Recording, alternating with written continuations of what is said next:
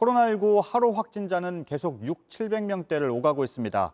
백신 접종에 속도를 내고 있지만 순탄하지만은 않습니다. 일단 만 75세 이상을 대상으로 한 1차 접종은 당분간 멈추기로 했습니다. 방역당국은 2차 접종에 집중하기 위해서라고 설명했지만 백신이 충분하다면 이렇지 않았을 거란 얘기가 나옵니다. 그리고 고비는 다시 찾아옵니다. 이제 내일이면 가족의 달이라 불리는 5월입니다. 정부는 가족 모임 등으로 경각심이 느슨해질 걸 우려해서 현재 거리두기와 5인 이상 모임 금지를 3주간 더 이어가기로 했습니다. 먼저 성화선 기자입니다. 경기 남양주의 한 교회에서 모두 26명의 확진자가 나왔습니다. 경기 광명에서는 지인들이 모임을 가졌다가 23명이 감염됐습니다. 일상 속 감염이 계속되면서 확진자는 이틀째 600명대입니다. 정부는 현재 거리두기 단계를 유지하기로 했습니다. 지금의 거리두기 방역 단계와 5인 이상 사적 모임 금지 조치를 다음 주 5월 3일부터 3주간 더 유지하기로. 수도권에서 식당, 체육시설 등은 지금처럼 밤 10시에 문을 닫아야 합니다.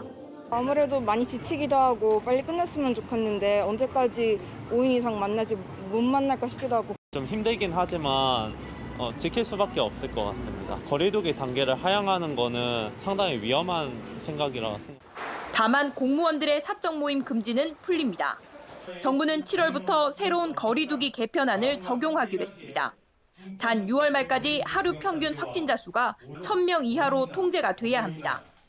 새로운 거리두기는 확진자 수에 따라 4단계로 나뉩니다.